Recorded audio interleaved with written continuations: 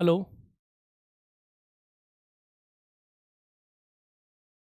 Hello, नमस्कार, good evening. कैसे हैं आप सभी? मैं हूं करण चौधरी और आप देख रहे हैं खान ग्लोबल स्टडीज़। आप सभी का स्वागत है हमारे खान ग्लोबल स्टडीज़ के यूट्यूब चैनल और एप्लीकेशन पे। आज हम बात करेंगे यूपी पीसीएस के एग्ज़ाम के रिगार्डिंग। यूपी पीसीएस का जो एग्ज़ाम है, यूपी पीसीएस के एग्ज़ाम में मैं करण चौधरी आपको पढ़ाऊंगा पॉलिटी। और पॉलिटी के सेक्शन में आपको क्या पढ़ना है, कैसे पढ़ना है, क्यों पॉलिटी इंपॉर्टेंट है, कितने क्वेश्चंस पॉलिटी से पूछे जाते रहे पिछले हमारे जो एग्ज़ाम है 2020 का, 21 का, 22 का, 23 का।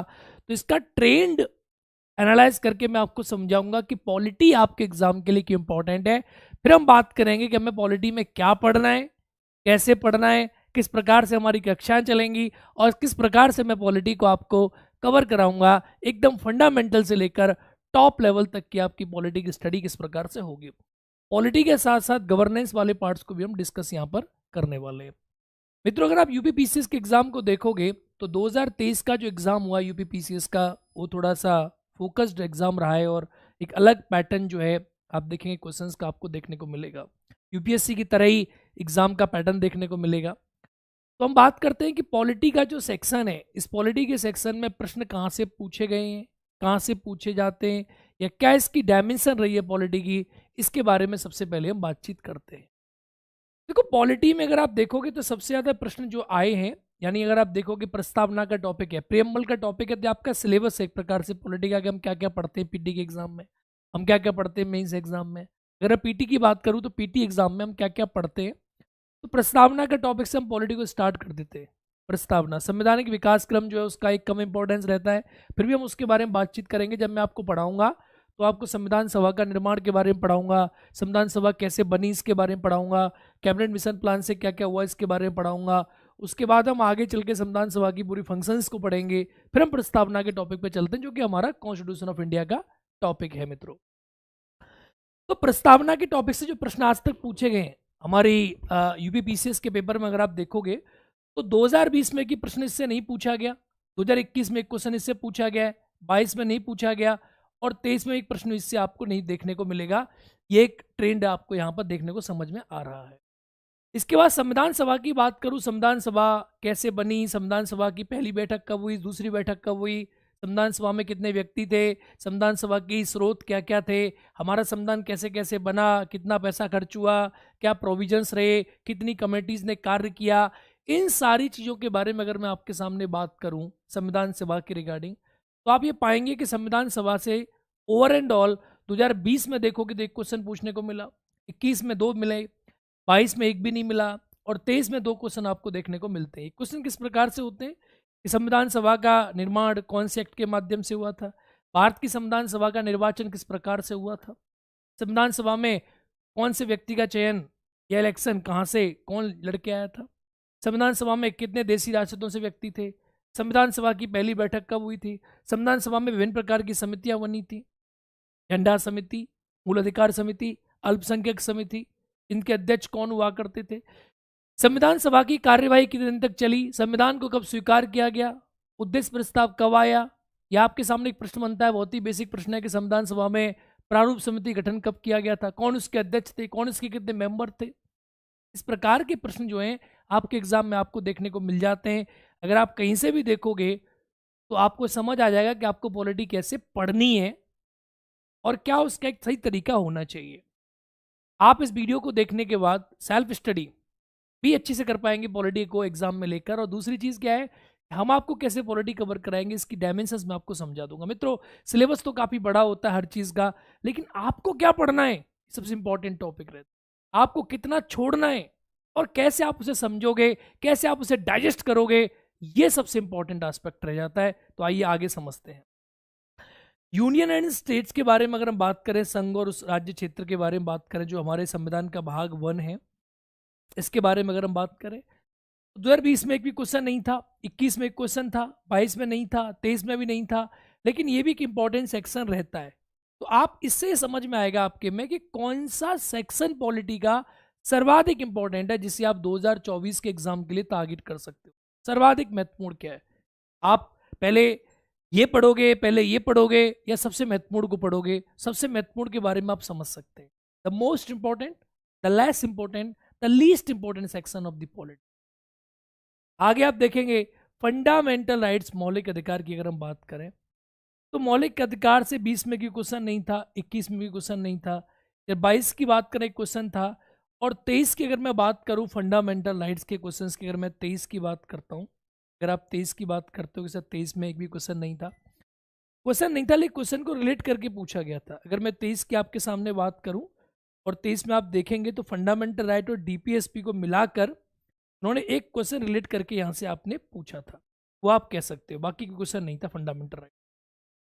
डायरेक्टिव प्रिंसिपल्स की बात करें, राज्य के नीति निर्देशक तत्व, डीपीएसपी, एक क्वेश्चन था 20 में, 22 में एक था, 21 में एक था, 22 में नहीं था, और 23 में क्वेश्चन आपको देखने को मिला था। इन दोनों से एक प्रश्न था जो आपको 23 में देखने को मिला था, एक क्वेश्चन मिला के। अब आप चाहे उसे उसमें अटैच करें, चाहे आप इसमें ले लेते हैं।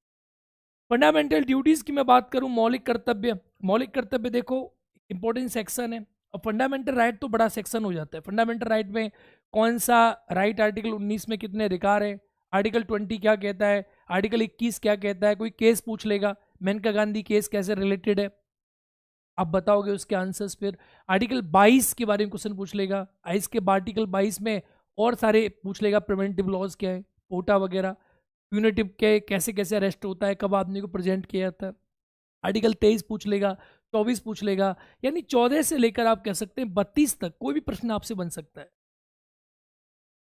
डीपीएसपी में 36 से 51 में आप देखेंगे तो डीपीएसपी में क्या प्रश्न बनता है, 39, एक सेक्शन पूछ लेगा 39 से, कब हुआ, कैसे ऐड हुआ, कौन से डीपीएसपी में क्या दिया गया है, समान नागरिक संहिता कौन से आर्टिकल में दे रखी है, पंचायतों का गठन कौन से आर्टिकल में दे रखा है, आप बताओगे।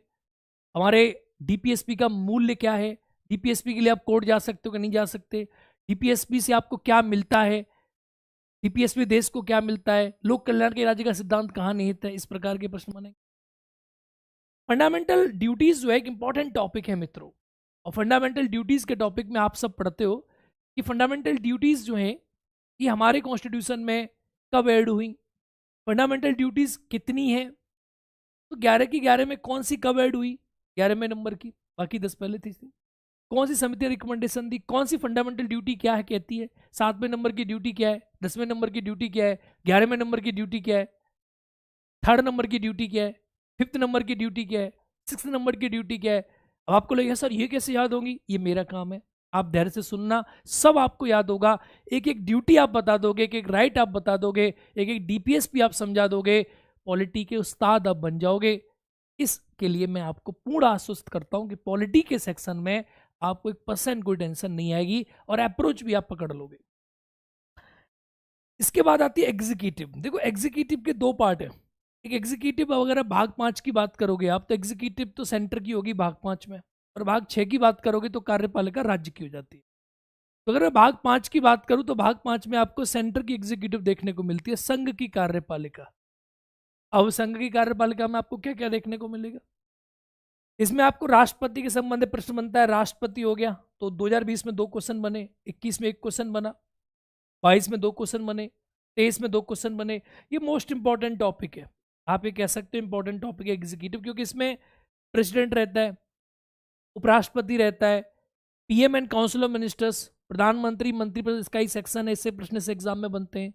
आपका अटॉर्नी जनरल रहता है, business of the government of India इसी का पार्ट रहती हैं। यानी आप ये कह सकते हो मोटा मोटा कि 52 से लेकर 78 तक का सारा सेक्शन इसी का पार्ट है, केंद्रीय कार्यपालिका का, सेंट्रल एग्जीक्यूटिव का पार्ट है। लेजिस्लेटिव, अगर मैं विधायिका की बात करूं, विधायिका के 2 सेक्शन है, एक विधायिका सेंटर की है जो आर्टिकल 79 से 123 के, संसद कहते हैं आप, पार्लियामेंट कहते हैं, उसमें लोकसभा है, राज्यसभा है, प्रोसीजर्स है लोकसभा राज्यसभा के, ठीक है, ज्वाइंट सीटिंग वगैरह के प्रोविजंस हो गए, ऑर्डिनेंस हो गया आपका 123 में। इसे 2020 में 3 क्वेश्चन देखने को मिले, 21 में 4 मिले, 22 में 3 मिले, और 23 में 7 क्वेश्चन देखने को मिले। This is the most important section of. वैसे भी आप देखोगे तो पॉलिटी में राष्ट्रपति, उपराष्ट्रपति, संसद अगर आपने पढ़ लिया तो आप पॉलिटी के आधे गुरु हो जाते हो, क्योंकि वो रेप्लिकेट करता है भाग 6 में। फिर राज्यपाल, विधानसभा, विधान परिषद, फिर आपकी समझ में सब आ जाता है पॉलिटी में। मान लेते हैं भाई ये भी सेक्शन कवर हो गया। अब जुडिशरी की बात करूं, अगर जुडिशरी की बात करेंगे तो यहाँ देखो हमने दोनों चीज जोड़ी हुई है। कार्यपालिका में भाग 5 भी जोड़ दिया और भाग 6 भी, दोनों की कार्यपालिका डिस्कस कर दिए। विधायिका में भाग 6 और भाग 5 की कार्यपालिका दोनों हमने जोड़ दिए। इसके अलावा न्यायपालिका, जुडिशरी, ये 3 सेक्शन इंपॉर्टेंट है, कार्यपालिका, विधायिका और न्यायपालिका। तो न्यायपालिका से 20 में 1 है, 21 में नहीं है, 22 में 1 है और 23 में 2 क्वेश्चन आपको न्यायपालिका से देखने को मिले। तो इंपॉर्टेंट सेक्शन आपको यहाँ पर बनता है कि सर इंपॉर्टेंट सेक्शन है पॉलिटी का, इंपॉर्टेंट सेक्शन।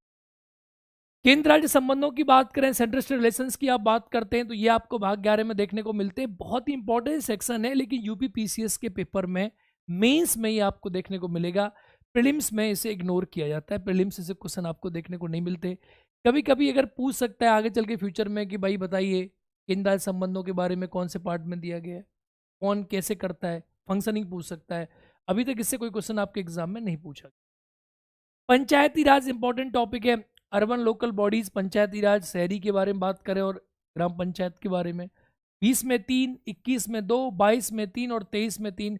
ये मैं कह सकता हूँ कि मोस्ट इंपॉर्टेंट सेक्शन एक ये भी हो जाता है पंचायत, क्योंकि काफ़ी क्वेश्चन इससे कवर होते हैं। तो आपको ये भी फंडामेंटल तरीका से समझना चाहिए, पढ़ना चाहिए। पंचायत में हम देखेंगे कि किस प्रकार से जो है आपके जो सेक्शन है पंचायत में, कि पंचायती राज के जो आर्टिकल्स हैं, 29 सब्जेक्ट है पंचायती राज में, अगर आप उनके पढ़ते हो तो आपको बहुत कुछ समझ में आएगा पंचायती राज कैसे काम करता है।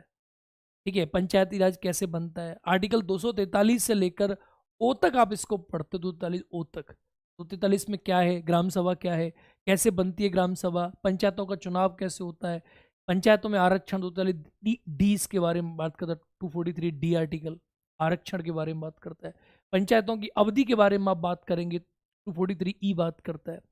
एफ पंचायतों में सदस्यों की योग्यता के बारे में बात करेगा। जी पंचायतों के कार्य के बारे में बात करता है। पंचायतों में टैक्स के प्रोविजंस क्या है, पंचायत टैक्स लगा सकती नहीं लगा सकती। तो 29 के 29 विषयों को एक बार आप देख लेंगे तो पंचायतें आपकी स्ट्रांग हो जाएंगी। प्लस पंचायतों के संबंध में समितियां बनी, क्या आप पहले से देखेंगे, बलवंत राय मेहता समिति बनी, अशोक मेहता समिति बनी, पी के थुंगुन समिति बनी, जीवी के राव कमेटी बनी, एल सिंह भी कमेटी बनी। ठीक है, इन सारी समितियों के बारे में आप देखेंगे। फिर पंचायती राज संबंध में जो अमेंडमेंट हुआ हमारे संविधान में वो आप देखेंगे, और पंचायतों को संविधान का पार्ट बना दिया। तो ये सारे सेक्शंस पढ़ने के बाद यू विल फील कि कैसे पंचायतों को हम लेकर आए, पंचायतें कहाँ से आई। शुरू से हम पंचायतों के बारे में पढ़ते हैं कि पंचायतें हमारे कॉन्स्टिट्यूशन में कैसे, हम लॉर्ड रिपन के बारे में बात करते हैं, लॉर्ड रिपन को क्या मानते थे, पंचायतों का जनक क्यों कहा जाता है, मैग्ना कार्टा क्या था। लॉर्ड रिपन के बाद हम पंचायतों को अपनी कंट्री में इंट्रोड्यूस करके चलती रही, धीरे धीरे भारत देश आज़ाद हो गया। 57 में समिति बनी, बलवंत राय मेहता कमेटी। 1959 में हमने पंचायतों को शुरू कर दिया राजस्थान के नागौर जिले के बगदरी गांव में। अब यहीं क्या है, कुछ चीज़ों को पढ़ना छोड़ देते हैं। फॉर एग्जाम्पल यूपी ओरिएंटेड है पेपर, और यूपी के एग्जाम में आपको यूपी का पढ़ना है। आपको ऐसा नहीं हो सकता कि आप यूपी के साथ आप कोई और भी राज्य पढ़ रहे हो, नहीं। अब यूपी में एक प्रश्न बनता है, बहुत ही प्यारा प्रश्न है, कि उत्तर प्रदेश के कौन से गांव में पंचायतों प्रोग्राम शुरू हुआ था 1952 में। इसे बोलते हैं सीडीपी, सामुदायिक विकास कार्यक्रम। सामुदायिक विकास कार्यक्रम की शुरुआत उत्तर प्रदेश में हुई थी। कहाँ हुई थी? उत्तर प्रदेश में इटावा जिले में हुई थी, फोर्ड फाउंडेशन की मदद से। तो ये सब बातें आपको पता होनी चाहिए। यूपी का ओरिएंटेशन आपको पता होना चाहिए, यूपी की विधानसभा, यूपी की फंक्शनिंग कैसी है, यूपी में कैसे चुनाव होता है, यूपी में कैसे चीजें चलती हैं, कौन सी। अब आपने पढ़ा राजस्थान में पंचायत की शुरुआत हुई, लेकिन यूपी में शुरुआत, तो यूपी में कहाँ शुरुआत हुई ये आपको जानना चाहिए। यूपी में आरक्षण कितना है पंचायतों का, कितना हम ओबीसी का आरक्षण प्रोविजन करने की प्रोविजन किसके पास निहित है, ओबीसी में आरक्षण कौन देता है पंचायतों को, राज्य देगा क्या। हमारी जो लिस्ट है उसमें लिखा हुआ है कि भाई आरक्षण के प्रोविजन होंगे, यानी आर्टिकल 243 डी में किसका आरक्षण के बारे में लिखा हुआ और हमने किस किस को दे रखा है। ये सारी बेसिक बातें हैं जो आपको समझनी है। तो ये किताबों से आप जब पढ़ते हो तो किताबों से पढ़ने के साथ साथ कुछ आपको कुछ ऐसी चीज़ें पता होनी जो जिनको आप ढूंढ सकें। तो मुझे लगता है सेशन को करने के बाद आपके दिमाग में बहुत सारी चीज़ें ऐसी आएंगी जिन्हें आप ढूंढेंगे। सर ये भी बातें होती हैं, आप ऐसे नहीं पढ़ सकते। वर्तमान समय में ये दौर नहीं रहा है कि आपने पढ़ा पंचायत 73वां संविधान संशोधन कब हुआ, 74वां कब हुआ, कब लागू हुआ, कितने विषय हैं, कितने आर्टिकल हैं। ये कंफ्यूजन अब नहीं, ये सब चीज़ें नहीं। अब आपको गहराई पढ़नी पड़ेंगी, कौन सा कार्यक्रम कब लागू हुआ, कहाँ कैसे लागू हुआ, क्या उसके प्रोविजंस थे, क्यों वो फेल हुआ, क्यों वो सक्सेस हुआ। और अब पंचायतों के प्रोविजन क्या है, पंचायतों के कितने विषय हैं, यूपी पंचायत के कौन से सब्जेक्ट हैं, उत्तर प्रदेश का पंचायत के बारे में क्या प्रोविजन है, ये सब पढ़ना पड़ेगा आपको। ये सारी चीजें आपको ध्यान देनी पड़ेगी। कॉन्स्टिट्यूशनल बॉडीज के बारे में बात करें, संवैधानिक निकाय, तो एक टॉपिक है हमारे संविधान में, जब आप पढ़ते हैं आप लोग को पढ़ाया जाता है संवैधानिक निकाय। फॉर एग्जाम्पल आप देखेंगे election commission of India article 324, वित्त आयोग article 280, CAG article 148, attorney general article 76, SC commission, ST commission 338 है, OBC कमीशन, राष्ट्रीय महिला आयोग, इन सब के बारे में आपको पढ़ना पड़ता है। संवैधानिक संस्थाएं, गैर संवैधानिक संस्थाएं जैसे नीति आयोग हो गया आपका, इसके बाद और स्टेचुटरी बॉडीज होती हैं जैसे मानव अधिकार आयोग हो गया, ये सब आपको पढ़ना पड़ेगा। इस सब के क्वेश्चन आपको एक क्वेश्चन मिलता है या 6 मिलते हैं या 2 मिलते हैं या एक क्वेश्चन 23 में मिलता है। मैं इसको आपको सेक्शनली याद करा दूंगा, बहुत आसान है ये। नॉन कॉन्स्टिट्यूशनल बॉडी जैसे मैंने आपको बताया नीति आयोग वगैरह वगैरह, 3 क्वेश्चन पूछे, एक क्वेश्चन पूछा, आप 2 साल से नहीं पूछ रहा है, 23-24 में पूछ सकता है, ट्रेंड रहता है एग्जाम का। Important articles and part of the Indian constitution, सूचियां और अनुच्छेद और संशोधन, भारत के संविधान के इंपॉर्टेंट आर्टिकल्स, इनके बारे में प्रश्न आपके एग्जाम में बन जाता है। कौन से आर्टिकल में क्या है, कितने हमारे जो भाग हैं संविधान के, आर्टिकल 1 से लेकर 395 के बीच में इंपॉर्टेंट आर्टिकल है, वो आपको पढ़ने पड़ते हैं। कौन सा आर्टिकल मोस्ट इंपॉर्टेंट है, कौन सा नहीं इंपॉर्टेंट है, किसमें आपको क्या पढ़ना है, किसको कैसे पढ़ना है, बहुत सारे आर्टिकल्स को आपको एक बार समझना होता है। मोस्ट इंपॉर्टेंट आर्टिकल जैसे पंचायत की बात कर लो, जैसे भाग 1 की बात कर लो तो आर्टिकल 1 इंपॉर्टेंट है, 2, 3, 4। हमारी नागरिकता में देखो आप, भाग 2 में 5 से 11 के बीच में 5 इंपॉर्टेंट है, बाकी और भी 6, 7, 8 जो भी इंपॉर्टेंट है। मौलिक अधिकार पूरे इंपॉर्टेंट है। DPSP में बहुत सारे आर्टिकल इंपॉर्टेंट है। इसका राष्ट्रपति की बात करो आप तो इंपॉर्टेंट जो आर्टिकल्स हैं, तो 150 आर्टिकल्स मैं आपको एक टर्म में कराऊंगा, 150 एक टर्म में कराऊंगा, 300 आर्टिकल आपको याद रहेंगे, ये मेरी आपको गारंटी है। लेकिन आर्टिकल से काम नहीं चलता, आप कॉन्सेप्ट साथ में पढ़ने पड़ते हैं, वो भी हम पढ़ेंगे, दोनों चीज़ों पर ध्यान देंगे। इलेक्शन पॉलिटिक्स सिस्टम, निर्वाचन राजनीतिक व्यवस्था, ये इंपॉर्टेंट है यूपी के सेक्शन के लिए, क्योंकि इसमें पॉलिटिकल सिस्टम के बारे में बात होती है, कैसे चल रहा है, कौन चुनाव हो रहा है, कौन पार्टी अभी चुनाव होगा तो कैसे कैसे होगा। तो ये महत्वपूर्ण आर्टिकल 5, 3, 3, 4, तो देखो ये सेक्शन बड़ा हो जाता है, क्योंकि इसमें क्या है, ये सेक्शन में अगर क्वेश्चन पूछा कि भारत के राष्ट्रपति कौन से आर्टिकल में दिए, तो राष्ट्रपति में भी चला जाएगा, ठीक है, और यहां भी चला जाएगा। आपसे पूछेगा कि इक्वलिटी बिफोर लॉ, समता का अधिकार कौन से आर्टिकल में, तो आर्टिकल 14 में मौलिक अधिकार में भी चला गया और वो यहाँ भी आ जाएगा, ठीक है। तो ये कोई ऐसा नहीं है, स्कैटर्ड नहीं है भाई, वो 395 चीजें आप वैसे ही पढ़ चुके होते हो, तो उसी के सेक्शन का पार्ट है ये, ठीक है। तो अगर आप टोटल देखोगे मित्रों, तो मैं टोटल पॉलिटी की बात करूं, पॉलिटी का इंपॉर्टेंस क्या है, तो पॉलिटी में 2020 में 22 क्वेश्चन थे, 21 में 24 थे, 22 में 17 थे और 23 में आपके 22 क्वेश्चन थे। 20 में 22, 21 में 24, 22 में 17 और 23 में 22।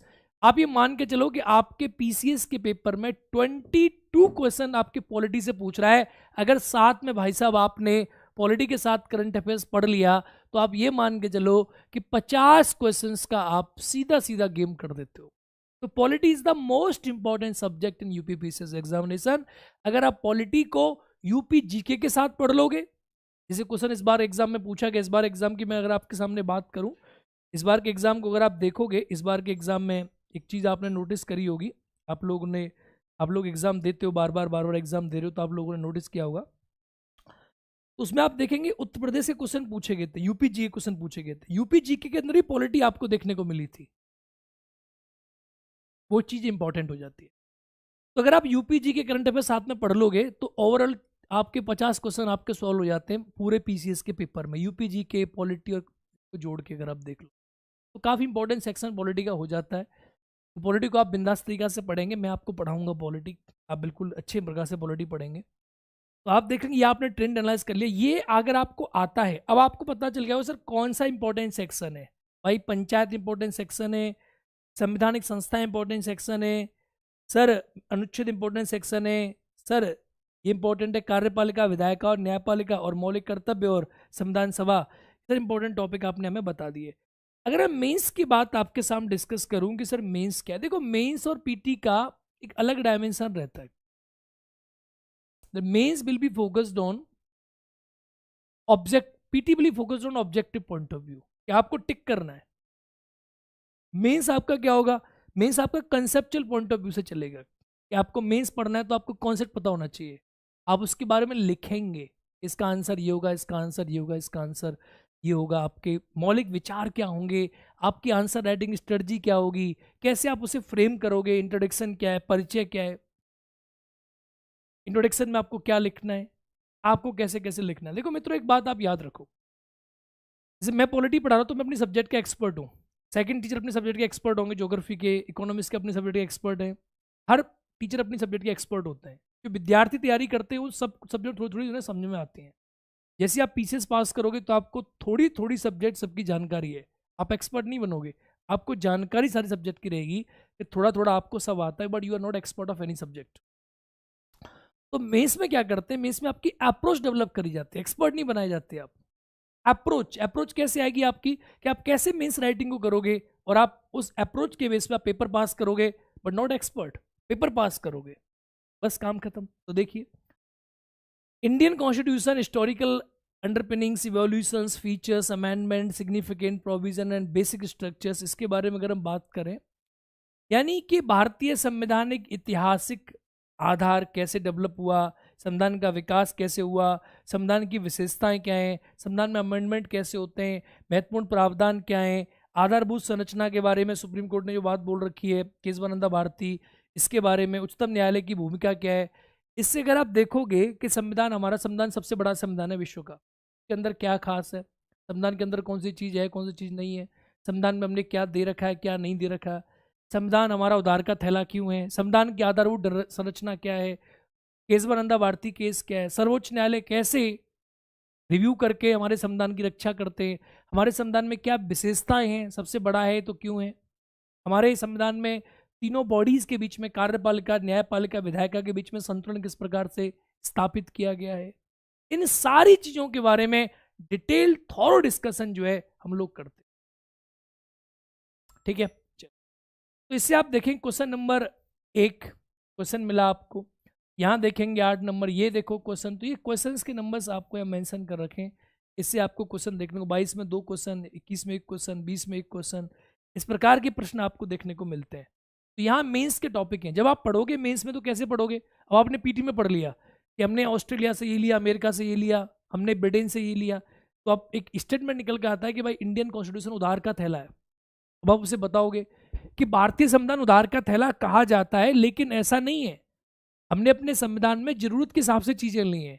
उधार का थैला मतलब ये नहीं है कि हमने कोई बोरी उठा ली और हमने कहा तुम डालो, तुम भी डालो, तुम भी डालो, नहीं, हमने अपनी जरूरत के हिसाब से उसको बेस्ट बनाया है। इसका मतलब क्या है कि दुनिया की सभी बेस्ट चीजों में से हमने बेस्ट बेस्ट लिया और उसके बाद एक बेस्ट बना दिया, this best is Indian constitution. तो यू कैन नॉट से it is a borrowed bag, नहीं, आप कैसे कह सकते हो कि भाई उधार का थैला है, हमने बेस्ट चूज किया है। अगर आपको घर बनाना है, आपने बोला कि भाई इसकी सीलिंग अच्छी है, इसकी प्लास्टर अच्छा है, इसकी डिजाइन अच्छी है, इसकी ये अच्छी है, इसका अलमीरा अच्छा है, इसकी वॉशरूम अच्छी है, तो आपने चूज कर ली।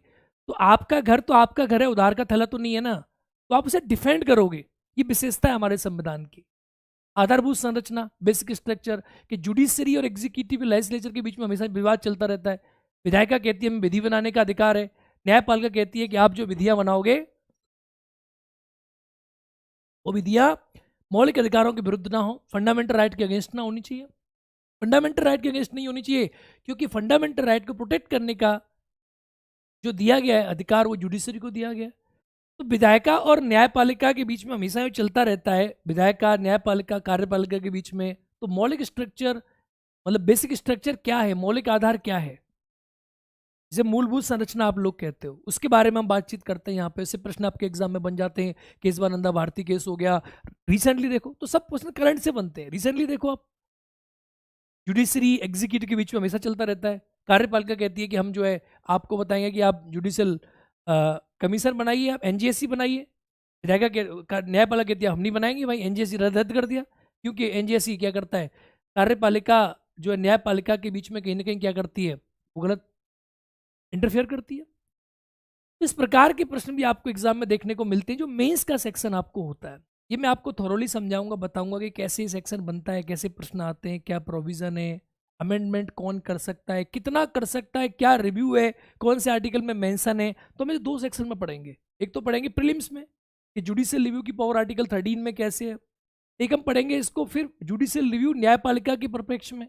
फिर हम पढ़ेंगे जुडिशियल रिव्यू न्यायिक पुनरावलोकन, फिर जुडिशियल एक्टिविज्म न्यायिक सक्रियतावाद, और अब वर्तमान में चल रहा है जुडिशियल एक्टिविज्म के बाद भी प्रो एक्टिविज्म यानी अत सक्रियतावाद। इसके बारे में हम बातचीत करेंगे, इन सारे सेक्शन को हम पढ़ेंगे। Functions and responsibilities of the union and the state, issues challenging the pertaining to the federal structure, challenges and threat. देखो, संघ और राज्य कार्य तथा उत्तरदायित्व के संघीय ढांचे के संबंधित विषय, ये सब क्या है? केंद्र राज्य संबंधों के बारे में। मैंने आपसे कहा था केंद्र राज्य संबंध जो होते हैं, functions between the centre and state is not part of the prelims का भी है, मेंस का भी है, लेकिन प्रीलिम्स का क्वेश्चन कब बनते हैं? मेंस में ज्यादा बनते हैं। केंद्र राज्य संबंध, अब केंद्र राज्य संबंध के बीच में संघीय ढांचा हो गया भारत का, कैसे चल रहा है, केंद्र के पास कितने विषय हैं, राज्यों के पास कितने विषय हैं, संघीय ढांचे को कैसे आप बचा रहे हो। अंतर्राज्यीय परिषद के बारे में प्रश्न यहाँ से बन जाते हैं, इंटरस्टेट काउंसिल के बारे में प्रश्न बन जाते हैं, उनके बारे में आप पढ़ोगे। आप पढ़ोगे कि वर्तमान समय में संघीय ढांचे क्या क्या चुनौतियां हैं, चैलेंजेस क्या फील कर रहा है सेंट्रल स्टेट रिलेशंस के बीच में, क्या क्या चैलेंजेस हैं हमारे कंट्री में। भाई केंद्र राज्यों को पावर दे रहा है कि नहीं दे रहा, राज्य क्या चाह रहे हैं, ये चैलेंजेस क्या है वर्तमान में, इसके बारे में हम पढ़ेंगे।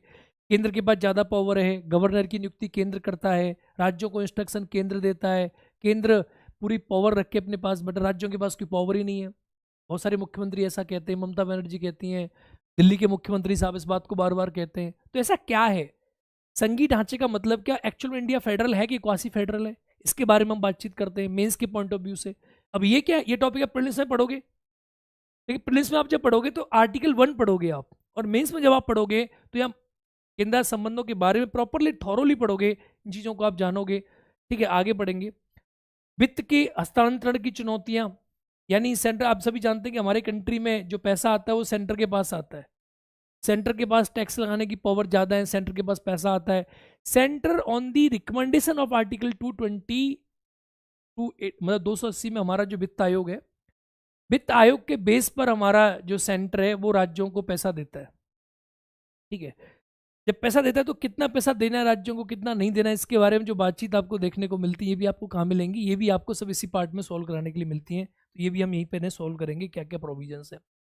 रोल ऑफ फाइनेंस कमीशन, लो आ ही गया, अलग से क्वेश्चन डाल दिया कि केंद्र राज्य में वित्तीय संबंधों में आयोग की भूमिका क्या है, कितना रिकमेंडेशन कर रखी है वर्तमान में, एक क्वेश्चन पूछा गया 20 में 22 में, और क्या रिकमेंडेशन है, इसकी रिकमेंडेशन माननी चाहिए कि नहीं माननी चाहिए, कितना पैसा केंद्र से राज्यों को मिल रहा है, ये संघीय ढांचे में इसकी क्या भूमिका है, इसके बारे में बातचीत करेंगे। शक्तियों का पृथक्करण, सेंट्रल स्टेट के बारे में, इसके बारे में बात करेंगे। विवाद निवारण क्या है, वैकल्पिक विवाद का निवारण कैसे होता है, उसका प्रयोग कैसे होता है, इमरजेंसीज, इश्यूज, ऑल्टरनेटिव्स कि कौन निवारण करता है, सुप्रीम कोर्ट के पास क्या क्या पावर है, केंद्र राज्य के मध्य के जो विवाद होते हैं, तो इंटरस्टेट काउंसिल होगी, इंटरस्टेट रिवर डिस्प्यूट हो गया, बॉडी होगी, इन सब के बारे में हम इन चीज़ों को पढ़ते हैं, थॉरोली समझते हैं कि इसमें क्या क्या प्रोविजंस है। देखो यूपी पीसीएस का जो सिलेबस है ना, वो ठीक है यूपीएससी की तरह है, लेकिन आसान है, आप समझो इस बात को। अब आप सब्जेक्ट एक्सपर्ट ने बनके अगर आप टॉपिक्स को बेसिकली समझ लो किसी सब्जेक्ट एक्सपर्ट से, तो आपके लिए बहुत इंपॉर्टेंट चीज़ें आपको निकल कर सामने आ जाती हैं। क्योंकि एग्जाम में मैं बार बार एक बात बोल रहा हूँ आपको, एग्जाम आपने पास कर लिया तो आप थोड़ा थोड़ा जानते हो विषय को, 25% जान के आपने 100% कर लिया और आपने एग्जाम क्वालिफाई कर लिया, लेकिन आप 100% ज्ञाता एक सब्जेक्ट में नहीं।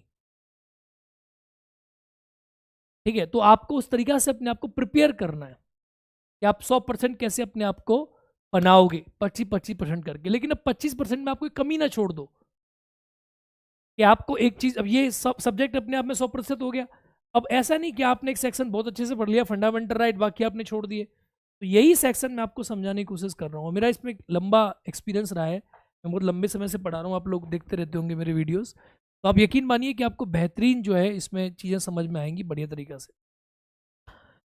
इसके बाद अगर आप देखेंगे तो भारतीय संविधान की योजना की अन्य प्रमुख लोकतांत्रिक देशों के साथ तुलना, comparison of the Indian constitution schemes with the other major democratic countries, यानी भारत में कोई चीज चल रही है, इसे कंपैरेटिव पॉलिटिक्स कहते हैं, तुलनात्मक राजनीति, कि भारत में कुछ चीज चल रही है, भारत में क्या चल रहा है, भारत में जैसे पंचायती राज चल रहा है, कोई हमने योजना चलाई, हमने मनरेगा चलाया, हमने अपने कंट्री में और भी कोई चीज चल रही है, लोकपाल चल रहा है, तो ये विदेश के साथ कैसे आप कंपेयर करके पढ़ोगे, how you will compare with the foreign countries, important section है। ठीक है, ये क्वेश्चन इससे बनते ही बना नहीं है लेकिन इंपॉर्टेंट है।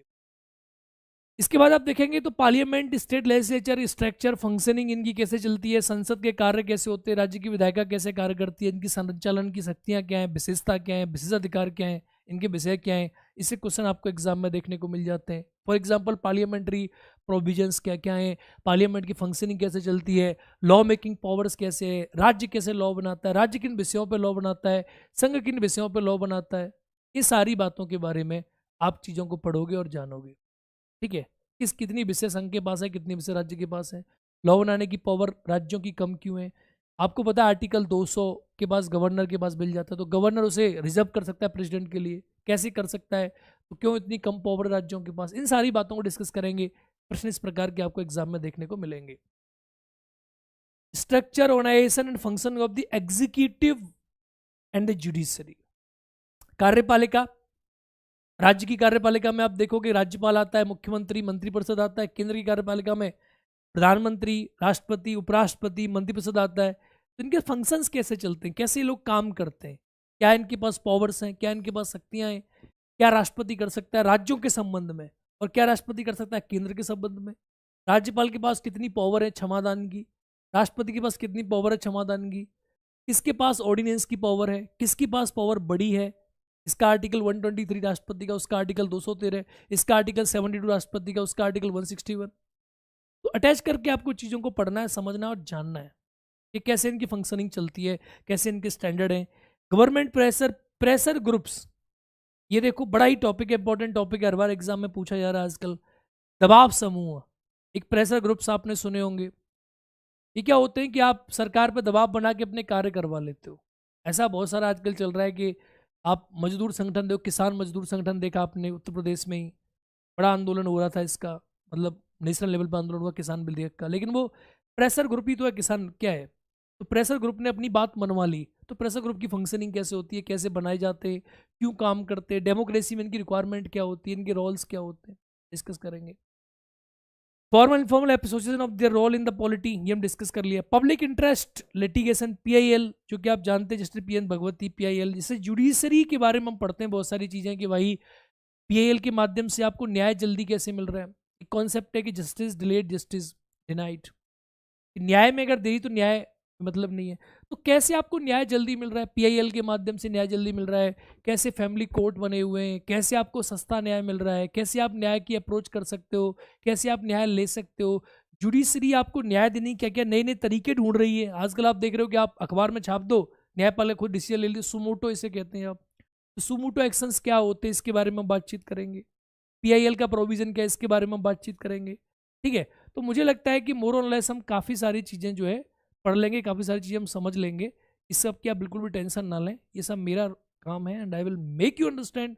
क्या फंडामेंटल आपके एकदम क्लियर कर देंगे, क्या होता है फैमिली कोड, क्या होता है सुमोटो, क्या होता है पीआईएल, पब्लिक इंटरेस्ट लिटिगेशन के प्रोविजंस क्या है। पीटी और मेंस दोनों की पॉइंट ऑफ व्यू से इंपॉर्टेंट हो जाता है।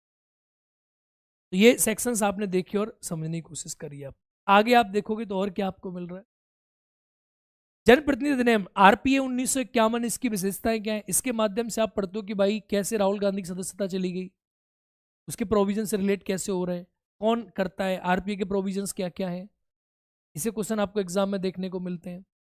Appointment of the various constitutional post and powers, भाई जिनकी नियुक्ति राष्ट्रपति करता है। जैसे इलेक्शन कमीशन का क्या रोल है, राज्य का निर्वाचन आयोग का क्या रोल है। राज्य के निर्वाचन आयोग की नियुक्ति राज्यपाल करता है, हटाता है उसे राष्ट्रपति है, कैसे हटाता है, क्या प्रोविजन है, उनके काम क्या है, सारी बात है। Statutory, regulatory and various quasi judicial bodies including the NITI Aayog, the features and the functioning.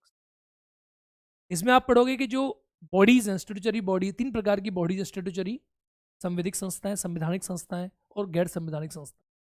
इनके बारे में आप पढ़ोगे, इनके बारे में, इनकी बॉडीज क्या है, कैसे इलेक्शन कमीशन का अपॉइंटमेंट होता है, फाइनेंस कमीशन का अपॉइंटमेंट होता है, कैसे नीति आयोग बनता है, उसके प्रोविजंस क्या, नीति आयोग कर क्या रहा है, राष्ट्रीय विकास परिषद का रोल क्या था है, कैसे चीज़ें चलती हैं, कैसे हमारे देश में डेवलपमेंट होता है, प्रोविजंस क्या है डेवलपमेंट के, इन सारी चीज़ों के बारे में बातचीत करेंगे और इनको थॉरोली हम समझने का पूरा पूरा प्रयास करेंगे मित्रों। तो ये भी आपके लिए इंपॉर्टेंट सेक्शन आपके लिए एग्जाम में हो जाता है। इन सब पे भी आप विशेष तौर पे ध्यान तो ये था एक पॉलिटी के बारे में मैंने आपसे बातचीत करी, आपको बताया।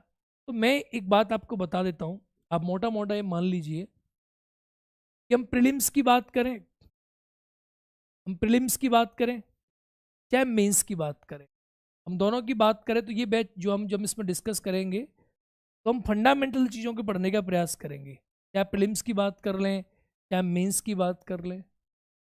तो प्री प्लस मेंस में हम चीज़ों को जो पढ़ेंगे तो अटैच करेंगे चीज़ों को। जैसे हमसे एमसीक्यू भी सॉल्व होना चाहिए, ऐसा नहीं हमने कहानी पढ़ ली तो हमसे मेंस बन ही नहीं रहा।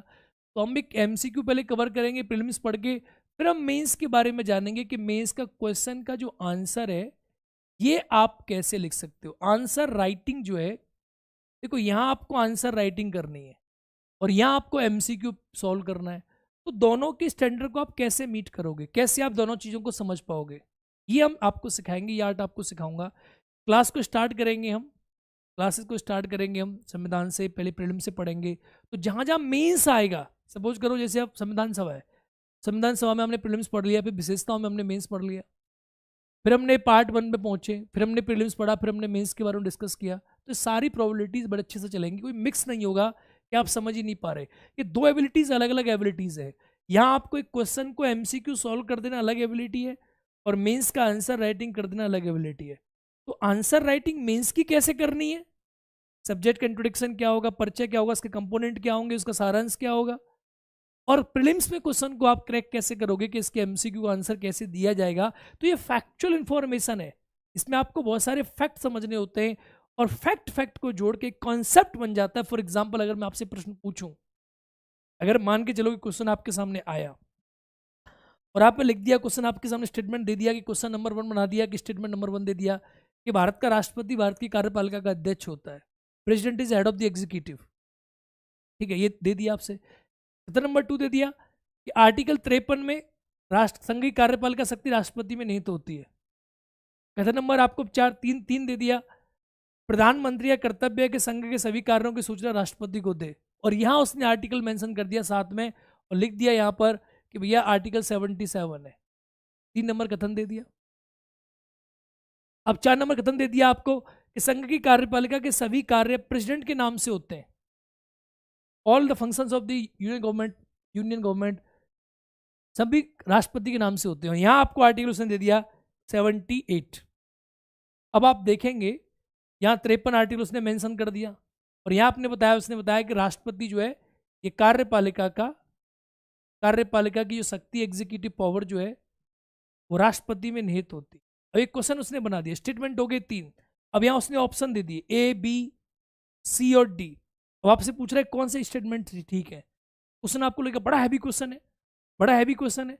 अब इसी प्रश्न को अगर आप देखोगे तो इसका आंसर जब आप सॉल्व करोगे तो आपको क्या महसूस होगा, भाई राष्ट्रपति संघ की कार्यपालिका का शक्तियां निहित है, एकदम सही बात है। 53 आर्टिकल में दिखाया कि शक्तियां निहित होंगी, ये भी सही है। लेकिन पीएम की ड्यूटी 77 में नहीं है और राष्ट्रपति के नाम से कार्य होते हैं 78 में, दोनों उल्टा लिखा हुआ है, ये यहां आएगा और ये यहां आएगा, दोनों स्टेटमेंट गलत हो गए आपके। तो आंसर हो गया पहला दूसरा। अब ये आपने प्रीलिम्स में पढ़ा, आपने कहा कि सर मुझे तो आर्टिकल याद नहीं थे। अब इसी को जब मेंस में लिखोगे तो मेंस में क्वेश्चन क्या बनेगा, इसी से क्वेश्चन बनेगा मेंस में, और आपसे पूछेगा कि भारत में राष्ट्रपति, पूछ लेगा भारत में राष्ट्रपति संघ की कार्यपालिका का, लिख देगा संघ की कार्यपालिका का प्रमुख है, पर राष्ट्रपति की भूमिका घर में बुजुर्ग की भांति है, बुजुर्ग की भांति है। अब लो भांति है, अब आपको इसका आंसर देना है, राष्ट्रपति की भूमिका बुजुर्ग की भांति है। तो जब बुजुर्ग की भांति आप लिखोगे राष्ट्रपति की भूमिका, तब आप ये बताओगे कि भाई पीएम है, वो सारे काम करता है, राष्ट्रपति के नाम से करता है। तब आप इस आंसर को जब लिखोगे मेंस में, अब इस आंसर को लिखते समय मेंस में आपको यू हैव टू डिस्कस, तब आपको यहाँ आर्टिकल, मैं आपको बता रहा हूँ कितनी भी कहानी लिख लो आप, आर्टिकल 52, आर्टिकल 53, आर्टिकल 52 53 के बाद आप देखेंगे तो आर्टिकल 74 75 ये एडिशनल हो गए, और 77 और 78 इनका आपको प्रयोग करना पड़ेगा। इन आर्टिकल्स के अलावा इस प्रश्न को आप लिख नहीं सकते मेंस में। तो फैक्ट जरूरी है, ये लोग कहते हैं कि फैक्ट जरूरी नहीं है। आजकल आप एग्जाम का ट्रेंड देखो, यूपीएससी का ट्रेंड देखो, आप तो पीसीएस का भी ट्रेंड देख लो आप। तो फैक्ट जरूरी है। जो पीटी में आपने फैक्ट पढ़ा कि 77 में क्या लिखा है, 78 में क्या लिखा है, वो आप यहां भी मेंशन कर दोगे। और राष्ट्रपति कार्यपालिका का अध्यक्ष है, उसमें लिखा है कार्यपालिका शक्तियों का प्रयोग अपने प्रधानमंत्री मंत्रिपरिषद के माध्यम से करता है, यह आपने पढ़ दिया, लिख दिया। उनकी नियुक्ति राष्ट्रपति करता है, ये भी आपने लिख दिया। प्रधानमंत्री का कर्तव्य है कि राष्ट्रपति को सभी कार्यों की सूचना देता है राष्ट्रपति को, तो ये 78 लिख दिया आपने। संघ के सभी कार्य जो है राष्ट्रपति के नाम से होते हैं, आपने 77 लिख दिया। और इस आधार पे आपने डिस्कस करके बता दिया कि राष्ट्रपति संघ की कार्यपालिका का प्रमुख है, इसकी भूमिका लेकर बुजुर्ग की बात है, क्योंकि भारत में संसदीय प्रणाली है, parliamentary form of the democracy, और जहां पर देश के 2 प्रमुख होते हैं और राष्ट्रपति नामात्र का प्रमुख होता है, प्रधानमंत्री वास्तविक प्रमुख होता है। लेकिन मित्रों, आपने क्या नोटिस किया कि मैंने क्वेश्चन बनाया प्रीलिम्स का और अटैच कर दिया मेंस के साथ। यही खासियत है। अगर आप ऐसे नहीं पढ़ते हो, अगर आप पढ़ते कैसे, आपने कहानी पढ़ ली, आपको एक भी आर्टिकल नहीं मालूम, आपको कहानी मालूम होता है, तो पॉलिटी में कुछ होता नहीं है। पॉलिटी में 395 आर्टिकल्स हैं और वो संविधान है हमारा। संविधान के बेस पे आपको चीजें बतानी है, करनी है, अपने अकॉर्डिंग देखना है। होता कुछ नहीं है, होता है, लिखा है, होगा, कहानी है नहीं, आपको 0 नंबर देगा। आपको कहानी पता है, वेरी गुड। कहानी के साथ आपको आर्टिकल्स पता है, इट इज मोस्ट इंपॉर्टेंट, बहुत ज्यादा अच्छा है। फिर आप कहानी को लिखना जानते हो और प्लस में आर्टिकल जोड़ देते हो, तो आप पास हो गए पॉलिटी सेक्शन में। ये है। तो फैक्ट भी जरूरी बेस्ड है, बिना फैक्ट के आप कॉन्सेप्ट लिख ही नहीं सकते। और कॉन्सेप्ट देखो, फैक्ट आर्टिकल नहीं पता, आपको कॉन्सेप्ट पता है, तो आप कमजोर हो। तो इस कमजोरी को आपको दूर करना है, ठीक है। तो मैं आपको सारी चीजें समझाऊंगा साथ में। और जो बच्चे इस क्लास को देख रहे होंगे, जो मुझसे बीपीएससी में पढ़े, उनकी समझ आ रहा होगा कि सर ये बिल्कुल आपने ठीक बताया, सर ने इसी अप्रोच के साथ हमें पढ़ाया भी है। तो ये प्रीलिम्स और मेंस, ये आप मान लो, तो यहां आपको ये सिखाना है कि बेटा इस क्वेश्चन के ऑप्शंस को आपको कैसे तोड़ना है, कि पहले कौन सा करेक्ट है, दूसरा कौन सा गलत है, तीसरा कौन सा सही है। संघीय कार्यपालिका, अब यहाँ वास्तविक लिखा होता तो ये क्वेश्चन ये गलत हो जाता स्टेटमेंट। यहाँ लिखा है संघीय कार्यपालिका शक्ति राष्ट्रपति में निहित है, तो ये सही है। और वास्तविक शक्ति राष्ट्रपति में तो गलत हो गया, प्रधानमंत्री में निहित है वास्तविक शक्तियां। तो ये छोटी छोटी बारीकियां जो मैं आपको सिखाऊंगा, समझाऊंगा, इससे आप पीआई ये तोड़ोगे, प्रीलिम्स के एमसीक्यू तोड़ोगे, और इसी कॉन्सेप्ट को मेंस में जब एप्लीकेबल करोगे तो आप चीजों को समझोगे। Gentleman, you are welcome in the batch of UPPSC. Foundation batch में आपका स्वागत है। आप की समझ में बहुत सी चीजें आ चुकी होंगी। मैं हूं करण चौधरी और एक बार आप सभी का फिर से स्वागत और अभिनंदन करता हूं। आप सभी बैच के साथ जुड़िए और बेहतरीन तरीका से तैयारी करते हैं यूपीपीसीएस एग्जाम की। और यूपी के विद्यार्थियों के लिए एक बहुत बड़ा तोहफा खान सर ने दिया है। मैं खुद यूपी से हूं और मैं ये चाहता हूं कि यूपी के लिए क्रांति जो आई है, क्रांति जो है एकदम आपके सिलेक्शन की क्रांति होनी चाहिए। अगली बार जब हम 2025 का डिस्कशन करेंगे तो 2024 का रिजल्ट आ चुका होगा और आपकी क्लास में से ही, भाई मेरे अपने सब्जेक्ट की गारंटी लेता हूं मैं, प्रीलिम्स और मेंस में मेरी सब्जेक्ट के क्वेश्चन सारे आएंगे, जैसे मैं पढ़ाऊंगा एज इट इज आएंगे। और बाकी टीचर्स हमारे बेहतरीन हैं, उम्दा हैं, एक्सपीरियंसड हैं। अगले हम कोशिश करेंगे अगली बार जब आप लोग का जब पेपर हो 25 का, तो आप में से अधिकांश बच्चे एसडीएम डीएसपी हो। और वो एक क्या है कि आप एक ब्यूरोक्रेट बन रहे हो, वो एक सब्जेक्ट एक्सपर्ट की रिक्वायरमेंट नहीं है। बहुत सारे बच्चों का प्रश्न रहता है कि सर जो है कैसे क्या, भाई सब्जेक्ट एक्सपर्ट बनने की जरूरत नहीं है आपको। You not a subject expert, आपको बस एक बेसिक बातें पकड़नी और टॉप कर जाना, एग्जाम पास कर जाना, ठीक है। मेरा एक स्टूडेंट रहा Vishal Gupta, first rank UPPCS में, मतलब काफ़ी गाइड किया मैंने उन चीज़ों को बताते बताते दौरान प्रथम रैंक आई यूपीपीसीएस में, फर्स्ट रैंक आई उत्तर प्रदेश पीसीएस एग्जामिनेशन।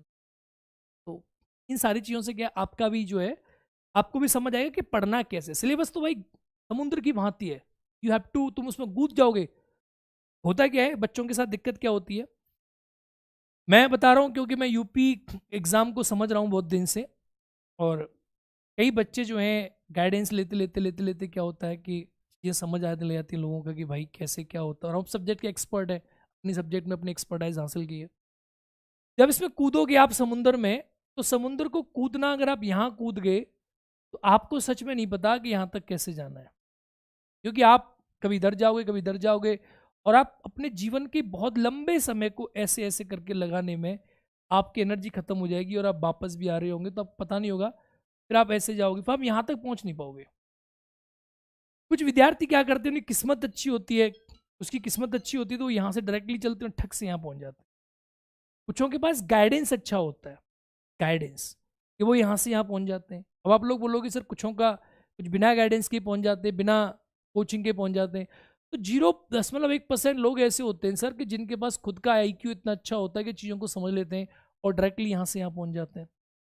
लेकिन वर्तमान समय कठिन है, तो आप ऐसे भटकने की बजाय कि आप यहाँ से यहाँ गए, यहाँ से यहाँ गए, यहाँ से यहाँ गए, नहीं, ये सब करने की बजाय आप फोकस्ड और टारगेटेड स्टडी करें। और टारगेटेड स्टडी का मतलब ये नहीं है कि आप सब्जेक्ट एक्सपर्ट को चूज करें। कोई भी PCS आदमी है पहले से, वो आपको कभी नहीं पढ़ा सकता। रीजन क्योंकि वो तो 25% की ज्ञाता है ना भाई। अगर कोई PCS है तो उनको 25% सब्जेक्ट आती है, तुम 25 जोड़ के 100 कर लोगे, तुम पास हो जाओगे। लेकिन तुम ये 25% के नॉलेज वाले से 100% कैसे पढ़ सकते हो? नहीं, तुम्हें 100% की नॉलेज से निकाल के 25% पढ़नी है, तब तुम्हारा एग्जाम टारगेट होगा, तब तुम एग्जाम को समझ पाओगे, तुम स्ट्रेटजी को समझ पाओगे। और ज्ञान की बातें करने से कुछ नहीं होता। उत्तर प्रदेश के हमारे जो नौजवान हैं, मैं देखता हूँ कि अपने यहाँ ज्ञान की बात है, मोटिवेशन की बात है, ये कर देंगे, वो हो जाएगा, ये हो जाएगा, और एकदम नहीं। टारगेटेड समझना है अपने आप को। सफलता ऐसी दुल्हन है जब मिलती है ना, सफलता एक ऐसी दुल्हन है जब मिल जाती है तो गली गली के लोग तुमसे फिर जीजा कहते हैं। ठीक है, तो इस बात को दिमाग में सेट कर लेना है। अलग अलग ऐसे नहीं, एकदम टारगेटेड रहो, पॉइंट ऑफ व्यू अपना क्लियर करके रखो, और बहुत ही फंडामेंटल तरीका से। ज़्यादा रिसोर्स के चक्कर में मत पड़ो, और रिसोर्स है तुम्हारे पास, मैं चैलेंज कर रहा हूँ ऐसे क्वेश्चनों को तुम सॉल्व करके दिखाओ, होंगे नहीं सॉल्व, क्योंकि आप क्या भटक जाते हो मोटिवेशन के चक्कर में। तो चाहे आप सेल्फ स्टडी कर रहे हो, चाहे आप जैसे भी पढ़ रहे हो, एक पॉइंट ऑफ व्यू है, उसको पकड़ो आप। भाई रास्ता, अगर आप एक सिंपल बात बताओ, दैनिक जीवन में आप क्या करते हो? आपको पता है सर मेरे को दिल्ली जाना है, कहाँ से जाना है? सर मैं तो उन्नाव का रहने वाला हूँ। ठीक है मेरे भाई, उन्नाव का है, इलाहाबाद का है, लखनऊ का है। ठीक है, तूने कहा सर मैं लखनऊ का रहने वाला हूँ, दिल्ली जाना है। अब लखनऊ से दिल्ली जाने का रास्ता आप पहले ही तय करते हो कि नहीं करते? सर दिल्ली से लखनऊ जाना है या लखनऊ से दिल्ली जाना है, रास्ता आपका पहले फिक्स्ड है कि सर मैं यमुना एक्सप्रेसवे से जाऊंगा, या पहले लखनऊ टू आगरा जाऊंगा, फिर आगरा से सर मैं यमुना एक्सप्रेस दिल्ली चला जाऊंगा। पहले सर मैं ये पकड़ूंगा एक्सप्रेस, ये पकड़ूंगा एक्सप्रेस वे। या तुम्हें पता है कि सर मैं सर कानपुर होते हुए जाऊंगा, बोले सर मैं कानपुर होते हुए जाऊंगा, सर मैं कानपुर से आगरा जाऊंगा, और सर फिर मैं आगरा से जो है फिर सर मैं दिल्ली जाऊंगा। तो यू हैव योर वे। आपको पता है कि बस से जा रहा हूँ सर ऐसे जाऊंगा, ट्रेन से जाऊंगा सर ऐसे जाऊंगा, जहाज से जाऊंगा तो सर कैसे जाऊंगा, आपको पता है।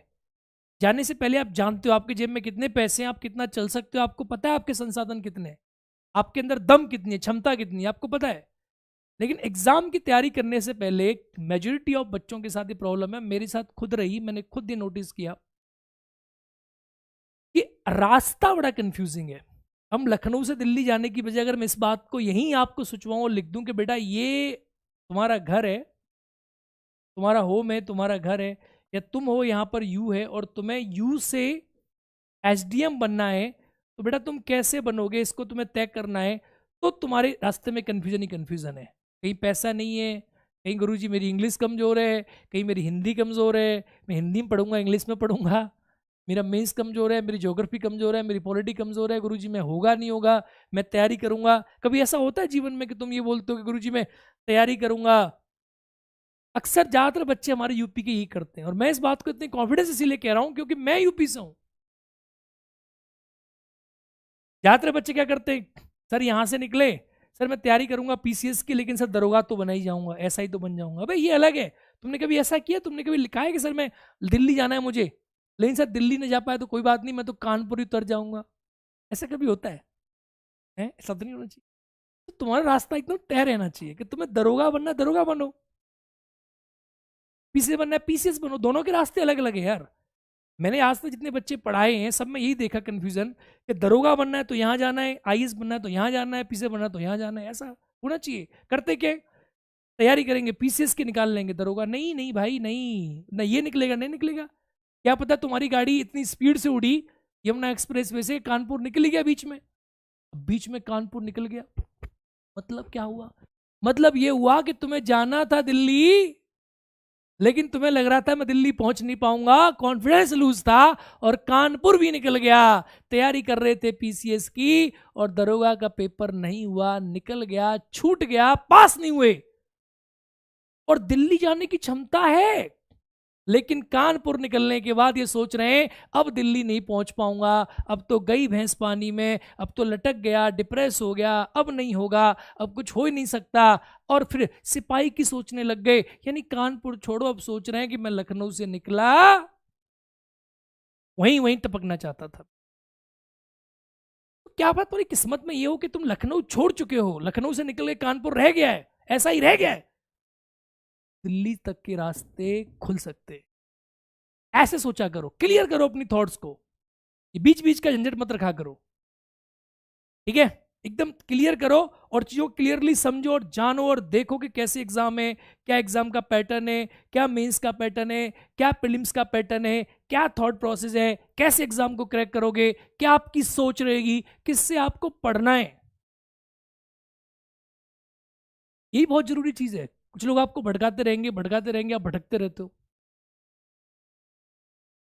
अब मेरी बात समझे, ये पॉइंट ऑफ व्यू आप समझने जानने बहुत जरूरी है, ठीक है? तो मिलते हैं क्लास में बेहतरीन तरीके से के साथ। मुझे पूरी उम्मीद है आपके अंदर पूरा जोश है, आपसे ज़्यादा बेहतरीन तो कोई है नहीं इस दुनिया में। You are the best person born in the world. तो दुनिया के सबसे बेहतरीन आदमी हो जो पैदा हुए हो, तुम्हारे अंदर पूरी क्षमता है सब कुछ करने की। और मुझे ऐसा लगता है कि मैं अपने साथ आपको जोड़कर आपकी सक्सेस को आप तक पहुंचाऊंगा, और आप सक्सेसफुल बनोगे और अपने समाज नाम कर रोशन करोगे। मित्रों, इसी के साथ क्लास को समाप्त करते हैं। जय हिंद, नमस्कार दोस्तों।